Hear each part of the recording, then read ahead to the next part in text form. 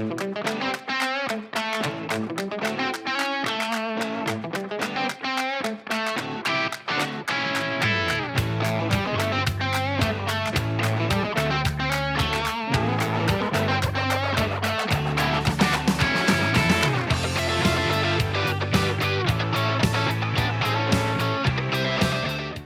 back with us again, joining us again is Aamer Haleem. He was former co-anchor of CTV Morning Show. Am I saying that right, or was it Morning Live? Morning Live, wasn't it?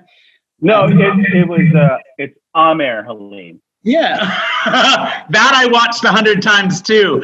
And so now I have the Shining Kids going, Aamer. Yes, I gave that. I know how to spell it. That was in that, and that was big budget in those days. I'm telling you, I had to mortgage the house on that one. Really? Yeah, that's an expensive coat. I'm telling you, brother. Okay. It's not. Oh, and so from our commercial break, Mr. Mom's World Catering and Events. There you go. Mr. Mom's World Speak, brought to you by Right? Mr. Mom's World Catering and Events. Right, exactly. Okay, let's get serious here. So we were talking previous to our break. We were talking about your experience with Madonna, your interview with Madonna, and some pretty big heavyweights. You two was one of them. What about Canadian artists? Because I know you interviewed some huge Canadian artists. And are they a different interview? Like, are they friendlier? Are they, more down to earth? Are they as pretentious? I mean, besides myself as a big celebrity. The answer is yes to all of your suggestions. Yeah, I mean, the aforementioned Sarah McLachlan, not just on a red carpet, but on the morning show too. I've talked to her. She's lovely every time, just very gracious. And a guy named Michael Bublé, but before he became the international beloved celebrity, he used to come on the first go around with the morning show at CTV all the time. He used to sing at Babalu, and he would come in, and he was great, always great to deal with. He was just upbeat. And from what I see, because I haven't talked to him in ages, he's the same guy. He's kind of hung on to that. And that's probably the Canadian in all of them, like, to get that success. And truthfully, I mean, the thing is that we, i.e. Canadians as a nation, are very good about, like, taking someone down a peg, to go back to an ancient saying about, keeping them in check as such. But I feel like the adage of the bigger they are, the nicer they are, it definitely applies. I interviewed George Clooney ages ago, and he was at he still is a very successful and famous person, but he was at the peak of his powers at one point in the early 2000s, and he came in and sat down and talked to us at VH1 for about 40 minutes, doing one of those press junkets where you only have someone for 5 minutes. He sat down for a good 40, 45 minutes about a film that he had just directed. And it was amazing. And at the time, I was like, he should put together a reel for every up and coming celebrity to show them how it's done. He was just completely comfortable in his skin, very engaging. And, some of the questions I had to ask, he'd been asked 1,000 times just to get to a certain point to talk about some new information. But he would answer them as if he'd not heard them before, or with the same kind of thoughtfulness you would want from someone like that in that position. So, again, whether they're, and I've talked to people, overseas, celebrities overseas in England, et cetera. So I feel like I said, the bigger they are, the nicer they are. They're just comfortable in their skin. The people who are, who have like terrible behavior or act a certain way, I feel that's, and you don't have to be a celebrity to be that way. I feel that's anchored in insecurity. You're just completely insecure, especially if you've just got your first #1 hit, if you're a recording artist, and you're afraid they're going to find out that you don't have any more songs to put out. So, yeah. So, okay. So let's talk about you now. Besides writing, is there any more desire to do more CTV-ish kind of stuff? Or is it something that's in your past now? I don't think it's ever in my past. I think the funny thing about the industry as such, it's changed so much, right? Like you have a show, as you do right now with Mr. Mom's World Speaks, that you would not have been able to do outside of public access cable when I started in this business. Yeah. There's just no way. Yeah. And now there are thousands of you out there, which is great on the one hand, but also I feel like doing this show, I know you have a team and they're really good at what they do and they support you extremely well. You still don't have, and you may get there one day, the ability to be in a studio full of professionals at the top of their games, supporting each other. I always liken doing live TV to playing on a sports team, you know, going back to my high school days or whatever, like, or even watching sports as much as I do team sports. Like, you need, you know, there may be a star on the team, there may be someone who's better at something than others, but at the end of the day, outside of that hierarchy that exists in any type of human interaction, when you have more than one person involved, I feel like at the heart of it, you have people who are like, there's nothing like it. There's nothing like it when you're firing on all cylinders. And even when one starts to sputter a little bit or a wheel starts to wobble, to be able to bring it back on track and knowing that your team pulled together to do that, I mean, it's such a great feeling. And then you don't have, unless you're doing a talk show, a studio audience that can appreciate it. But even then, the stuff that's happening, BTS, as they like to say, behind the scenes, I mean, it's so great. It's such a great feeling. And the first time I experienced it was when I was a waiter in a restaurant, you know, paying my way through high school and college. I just love that camaraderie and that teamwork. So I'd love to get back to it. I don't know if that infrastructure exists. People have come to me with different, you know, it's also the type of show as well. Right. I mean, a travel show would be ideal, but it's outside of a studio element. My goal, you know, was always to try to do something in the late night late night comedy space, but you have to come through a hierarchy. You have to be either an actor who didn't make it or, well, your name has to be, I think, Jimmy or James or Steven. So I didn't fit that. I could have changed my name, I guess.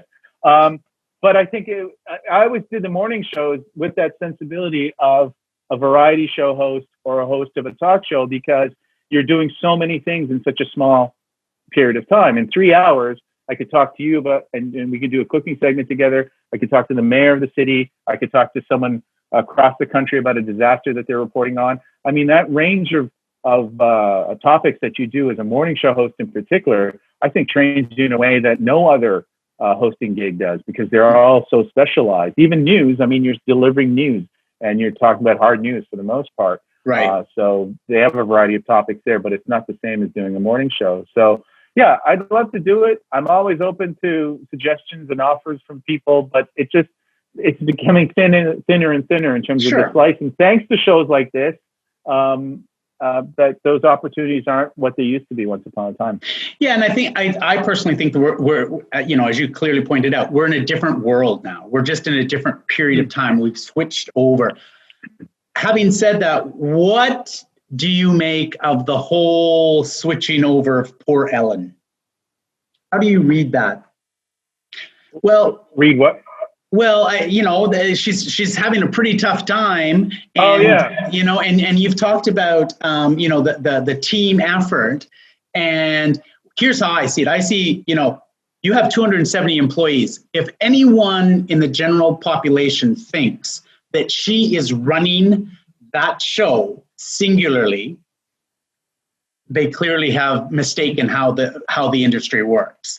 So, so although her name's on it, and although her, you know, she's certainly accountable, the reality, you know, for me is like, you know, we got to cut her some slack. Is that, you know, there comes a point in time where is that truly what's happening, or is it someone that A, got fired, or B, just didn't get along? I have big reservations about making that attack on someone with 270 employees, where, you know, little old Mr. Mom here, it's me and the bread rack with my wording on it, you know, my script on it. So there's only one person to come back to. So working in that environment. But you set the tone for your work environment. Yes. Whether you're a baker, a business owner of a small bakery with 3 or 4 employees, or a talk show that has, you know, twice that. At the end of the day, you're setting the tone. And this didn't just land at her feet. It landed at the feet of her executives. Correct. Who, at some point, were handpicked. And so that's an environment that is toxic because people around it have enabled it to be toxic. I've heard from people in the city where you live about stations. Like the thing that gets me is that there's stations that I've worked at, that I've competed against, where the environment inside is very different. Like they'll go and blow whistles on and point fingers at corporations, institutions that are doing bad things out there, that are creating environments or have a toxic culture. But within their own walls, they have a similar, if not as bad or worse, toxic culture, but they handle that differently. And I just find that it's one of those things where whether you're running a paperclip company, a bakery, or a television studio, at the end of the day, or a television show as such, which is almost like its own corporation, you have to have some measure of responsibility. You have to know what's going on. You may not know what your interns' names are, but they are witness to things that you're doing and the way you're treating people. That it's one of those things where, you know, that's very much not just where there's smoke, there's fire, where there's a fog of smoke everywhere, and there are many fires that need to be dealt with. So, right. Yeah, I mean, and again, I've talked to enough people who have either worked over there or know people firsthand who've worked over there who reflected or echoed some of the things that you've seen reported. Right. So it's not in a vacuum. It'd be one thing if it was one disgruntled employee who was mistreated, like who felt mistreated. That's one thing, but it's not that. We know that from the reporting that's been out there. So what can we, and I mean we as in the audience, the fans, which I'm a big fan of yours. What can we look forward to in upcoming years, upcoming months, besides staying at home with your coiffed hair? Thank you. It was wet when we started. Now it's nice. It's lovely. It's lovely here. It's just not what I was used to. You were like coiffed, maybe I could send you some gel. No, I have plenty of gel. Like I said to you before, like it's how the gel interacts. Like I just want very to get nice. That one curl. Yeah. That one curl. That's what I'm going to do for the upcoming years. If your fans, your viewers can look forward to me mastering this curl. The curl, and you can shift it to have a different look. Actually, I can. Yeah. See, do that too. There you go. That's what I'm going to do. I'm going to create my TikTok account with me just doing hair. Are you a TikToker? No, I'm barely a talker, let alone a TikToker. No, I have an account. I just haven't posted anything because I'm fascinated by it. I always sign up for these things because I'm like, oh, is this the next big thing? Okay, let's see. And then I wind up being more of a fan than a participant. It's funny. Like, I feel like the way I've looked at my career to this point, a lot of things is just kind of like the reason I love live TV is because I love the improvisational part of it as much as anything else. I got into writing because a friend of mine at the Second City Theater was doing this director's program, and he just asked a bunch of his friends to be the guinea pigs that he could direct to go through this directing program. And from that, I met my first writing partner, and we just sort of sat down and I just learned how to write scripts. I learned how to, basically learn the format and then the approach to writing these. And we've gotten with people and on my own 4 half-hour pilot scripts, ready to go. And it's just now it's a question of now you got to, you go from, like, you can relate, you bake the bread, now you got to go to the market and sell it. So that's the thing that I have to do. So everything has been kind of like I said, it's been improvised. It's just kind of, things have come my way. I was talking to somebody about this the other day, where we were talking about luck, right? For a lot of people, luck is opportunity met with preparation. Right. And so when you tell certain people have achieved a certain amount of success, in their field, particularly in broadcasting, you say, man, you're really lucky. That's not taking anything away from their talent. That's just saying that they had that one opportunity and they sprung upon it and they made the most of it. And then if they're lucky enough to have years long, decades long career, that really reinforces the fact that they're good at what they do and they're in demand. Right. But so much of it relies on luck. If I was a younger guy starting out, I would be able to skip all of the steps of where I would take videotapes, put them in envelopes, mail them to people. I could just send you a link now. I could be a TikToker. So many people have become known as hosts because they've got thousands and thousands, in some cases, hundreds of thousands, if not millions of followers. Right. And that's the criteria I've heard, meeting with people, to potentially host shows or be a part of projects. They'd be like, well, how many followers do you have on social media? And I'm like, what the F does that matter? Like, right. I mean, I get the metrics that you're trying to apply, but how does that reflect what I do? And unfortunately, hosting is, for me, one of those things where everybody thinks that they can do it, and they can. It's like acting. Anybody can act, but how good you are and how not good you are, there's a huge range there. And I think hosting is the same thing. So, but I'm just hoping that in the next, couple of years that I'll be able to sell some shows that go through their own process of development. And, if you're lucky enough, something actually gets, filmed as a pilot episode, and then hopefully a series pickup and all of that stuff. I mean, ideally what I've been writing for are streaming services, in that, they buy them in bulk, basically, right? You'll get an 8 to 10 episode order. And that's how I map out these series as well. Like, I think not just the pilot episode to hook the viewer, but I try to think in terms of what will episodes 4, 5, 6, 7, 8, all the way up to 10 will look like, to encompass to encapsulate the season. So that's my focus.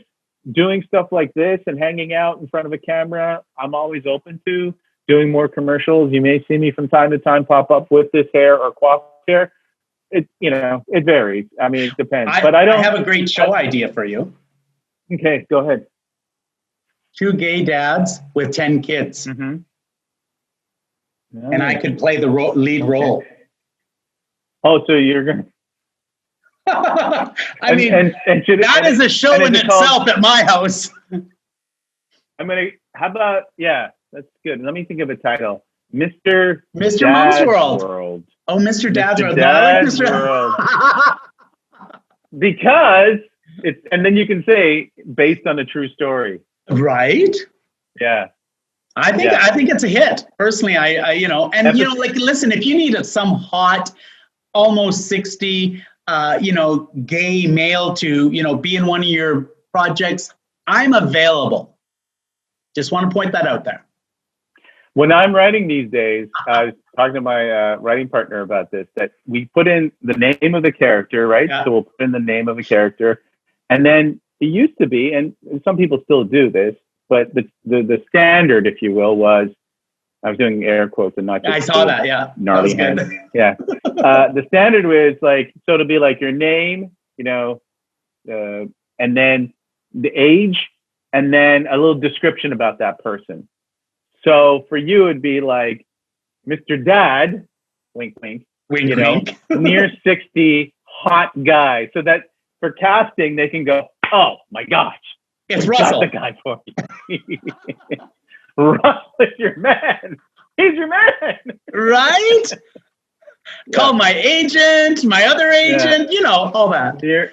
Near 60 hot guy. It's so funny though when you think about it. Like when you go, it's a hit, and you can come up with this idea, and then when you actually sit down and write the thing and map it out and then sell it, if you could go through all of those check marks, and this is me explaining it to my family members or friends who are not familiar with this process. I remember when I told my folks, like, yeah, I want to get into television. I'm an intern or I'm a producer. And they're like, great, what do you do? Right. And I'm like, everything. And it wasn't until like you see the credits, you go, intern, and then eventually associate producer, Aamer Haleem. They were like, oh, okay. I'm like, yeah, that's right. My name is scrolling past, and we finally got it. Writing, try explaining that and explaining the process of, hey, we got this great idea, fantastic. We got a script, great cast, everything. It's finally made. It's out there in the world, and fun. Or yay! Like that's another lottery ticket that you're buying too, right? Right. So, exactly. Yeah. Hey, as we draw a close, I there's a couple things I want to know. One, okay, what about scrambled eggs? What about them? Like, I think that if you this is your area of expertise, but I think if you're trying to see if someone can or cannot cook, you say, here's a nice little bowl of eggs, a skillet, a whisk, or whatever you need, and go. Yeah. And if they can make them the way you like scrambled eggs, ideally, nice and fluffy, then you've got someone who can handle themselves in the kitchen. But if you've got like some kind of mess that looks like cottage cheese, floating in a river, then you're like, let's see what we can get from Grubhub. Or are you nice and fluffy? Is that what you're trying to say? No. That's not a personality thing. It's just simply to adjudicate whether someone can handle themselves in the kitchen. That's all. I totally get it. Okay, last note. If you could leave a legacy, what would you want your legacy to be? I'm already leaving a legacy. Okay. It's the name of my sword that I've bequeathed to. That's been bequeathed to me, and I will be bequeathing to another generation. Though I don't have any children, I'll find a relative who wants it.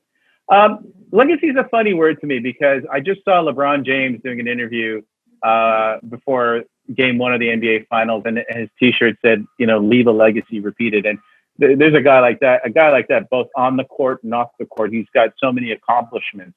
But at the end of the day, whenever he's done with hanging around on this planet, or you and I are done hanging around our planet, to me, a legacy is just the lives that you touched at the time that you were there and influenced and made, people happy around you.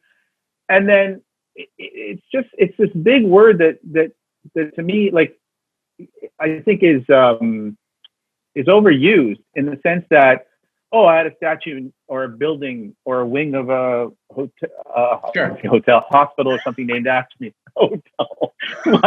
Why is the Bellagio? Room number 405. What happened at the Aamer Haleem wing at the Bellagio that got it named after him? What was it? A Hangover movie?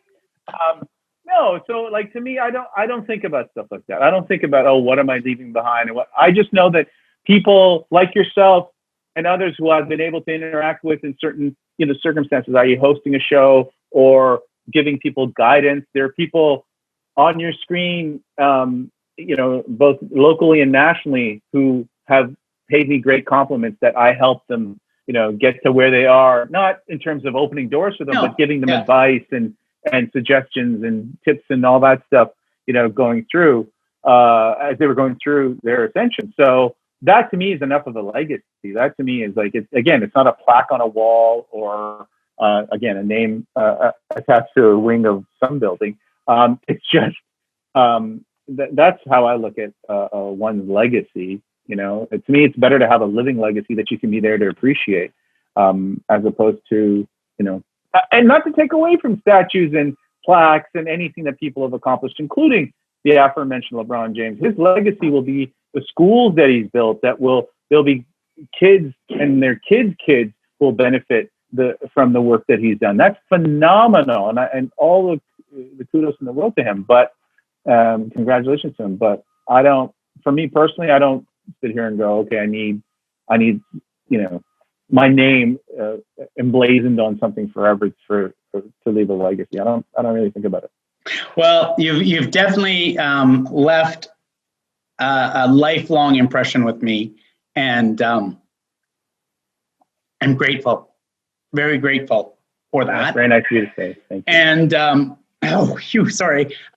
Thank you. And thank you so much for joining me today. I am very blessed to know some amazing people, you being one of them.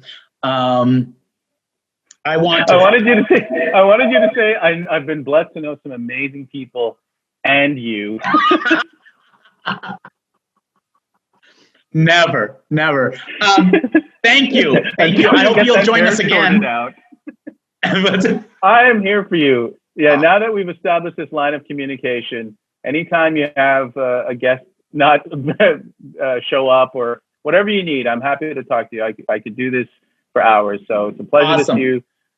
continued success to you, and keep doing the great work that you're doing. And Thank you so for the much. chat. Maybe we can hook up on TikTok. Maybe we can do, right? Exactly. I love you, brother. Thank you so much. Love you too. Okay. Take care. Bye. Bye.